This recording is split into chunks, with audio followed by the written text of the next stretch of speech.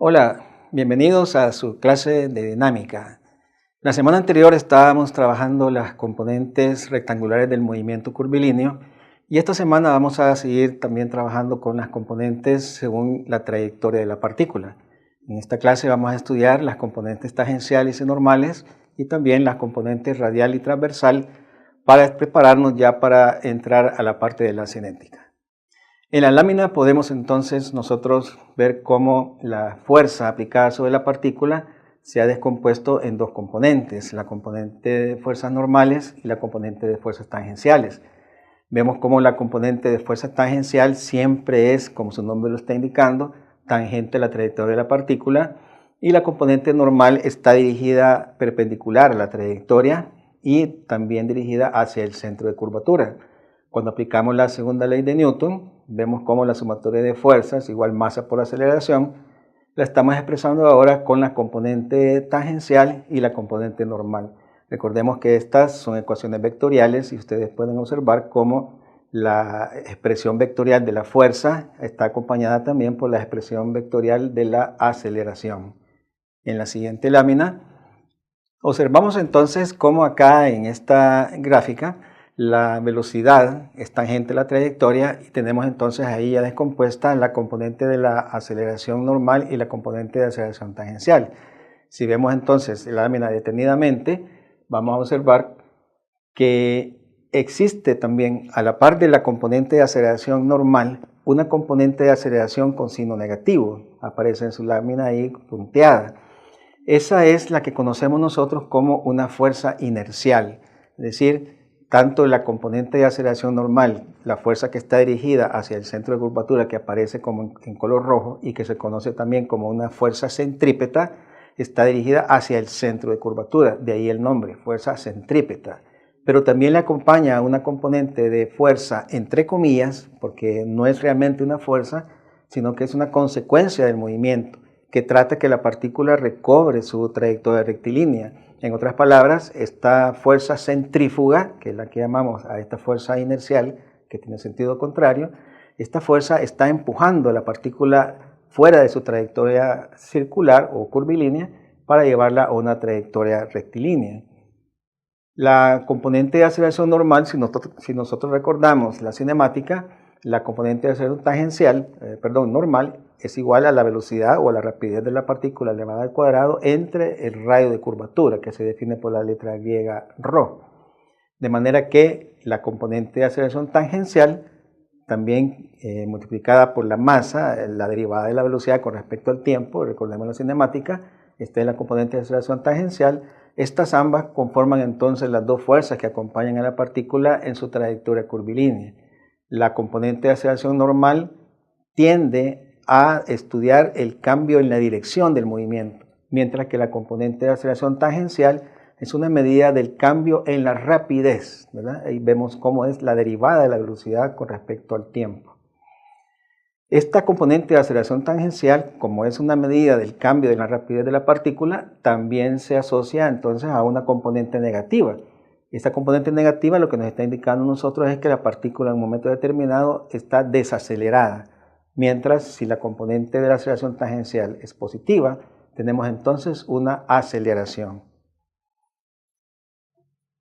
Una forma de expresar la segunda ley de Newton, que la vamos a encontrar en los libros de texto muy seguido, es transponer el término masa por aceleración y restárselo a la sumatoria de fuerzas. En lugar de colocar la expresión como comúnmente la conocemos, sumatoria de fuerzas igual masa por aceleración, lo que tenemos ahora es, transponiendo el término masa por aceleración, una ecuación del movimiento igualada a cero. Esto, si nos recordamos del curso de estática del ciclo anterior, esta sería entonces una ecuación de equilibrio. Por eso es que la segunda ley de Newton, cuando se expresa transponiendo el término masa por aceleración e igualando a cero, es una ecuación que se conoce como el equilibrio dinámico. Esto es útil porque el vector que tenemos ahí con signo negativo, masa por aceleración, recibe un nombre especial, se llama vector de inercia. Y este vector de inercia viene siendo una medida de la resistencia que oponen los cuerpos, en este caso las partículas, para modificar su rapidez o para también cambiar su dirección. En el caso de la dirección del movimiento, el término masa por aceleración normal con signo negativo, lo que nos está indicando a nosotros es la resistencia de la partícula a modificar su dirección. Por eso es que este vector de masa por aceleración normal con signo negativo, que es el vector de inercia, se conoce también como la fuerza centrífuga, o sea, la que nos empuja fuera de la trayectoria curvilínea en un instante dado. Es la que sentimos cuando nosotros estamos, por ejemplo, en un vehículo que agarra una curva y sentimos que nos deslizamos sobre el asiento del vehículo. Esta es la fuerza centrífuga. Mientras que el producto de la masa por aceleración tangencial representa la fuerza de inercia que se opone a que la partícula modifique su rapidez. Veamos en este ejemplo, para poner énfasis en lo que es la fuerza centrífuga. Imaginemos nosotros que estamos en un carrito, en una montaña rusa. Ven ustedes que el carrito se encuentra en una posición A y luego en una posición B. La posición A es la parte inferior de la curva de la montaña rusa y B es la parte superior. En esta gráfica lo que queremos nosotros entonces mostrarles a ustedes, cuando observamos entonces la lámina podemos estudiar el punto A y el punto B. El punto A vemos nosotros que las fuerzas que están aplicadas sobre la persona que está sobre el carrito es el peso hacia abajo, el vector que aparece dirigido hacia abajo, y una fuerza que está dirigida hacia arriba, que es la fuerza normal. Esa fuerza normal es la reacción que el asiento hace sobre nosotros. Pero también tenemos que, por la segunda ley de Newton, tenemos entonces ahí la fuerza de aceleración, el producto, digamos, de la masa por la aceleración normal, buscando el centro de curvatura en el caso A, o sea, hacia arriba, y en el caso B, hacia abajo, porque el centro de curvatura en el punto B se encuentra abajo. La fuerza normal, si vemos entonces en la parte inferior de A y de B, la fuerza normal en el caso A está incrementada porque al peso le sumamos precisamente la componente de aceleración normal multiplicada por la masa, mientras que en el punto B la normal está restándose al peso la fuerza cinética producto masa por aceleración normal. Entonces significa que en el punto A la normal es mayor y en el punto B la normal es menor. En términos prácticos, ¿qué sensación nos da entonces esta situación? Cuando nos encontramos en la parte baja de la curva, en la hondonada, en el punto A, nosotros sentimos que pesamos más. Por eso es que la fuerza normal está incrementada. Mientras que en B, en la parte superior de la curva, en la cresta de la curva, vemos como la normal es menor, o sea que sentimos entonces que pesamos menos. Si vemos entonces en el gráfico de la masa por aceleración, les hemos colocado hacia abajo, en el caso A, la aceleración normal, porque esta aceleración normal es contraria a la fuerza centrífuga, que es contraria al producto masa por aceleración. Esa sensación entonces de que esa fuerza centrífuga nos empuja hacia abajo hace que la normal sea mayor. Nos sentimos más pesados, en otras palabras. Mientras que en B, como la fuerza normal iría ahora hacia arriba, la fuerza cinética, el vector de inercia, entonces sentimos que pesamos menos. Todos podemos experimentar entonces en una montaña rusa cómo sentimos que pesamos más en A y pesamos menos en B. Es la misma sensación en un elevador. Cuando ustedes van hacia abajo en el elevador, ustedes se sienten más livianos y cuando van hacia arriba se sienten más pesados, precisamente por el efecto de la segunda ley de Newton. En esta gráfica tenemos ahora las componentes del movimiento expresado en la componente radial y la componente transversal. Esta componente transversal, recordemos que es F sub θ, y la componente radial es F sub R.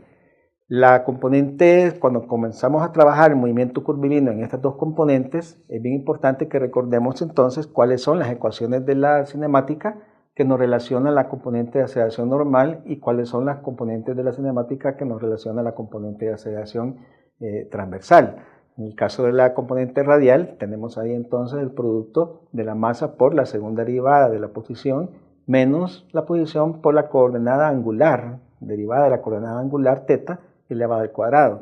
Hablábamos en la parte de cinemática, en la clase anterior, que esta ordenada angular θ, cuando la derivamos con respecto al tiempo, o sea θ punto, es lo que vamos a conocer como la velocidad angular más adelante. Y su segunda derivada, o sea, teta 2 puntos, que aparece en la ecuación inferior, es la que vamos a conocer como aceleración angular. Entonces, estas dos componentes, tanto la componente radial como la componente transversal, las utilizamos cuando interesa el movimiento de la partícula, y este movimiento lo estamos reflejando en sus coordenadas polares, es decir, el ángulo teta medido a partir de un origen de coordenadas y el cambio de posición que está definido por el vector r. Esta es entonces, ya con esta clase estamos finalizando la parte de la cinemática del movimiento curvilíneo de la partícula cuando la expresamos en tres componentes. Repasamos, sería las componentes rectangulares y las dos componentes que vimos este día, que son la componente tangencial, la componente radial y transversal. Quiero finalizar esta clase con una frase de este escritor Stefan Zweig, que dice que la medida más segura de toda fuerza es la resistencia que vence. Muchas gracias y les espero en la próxima clase.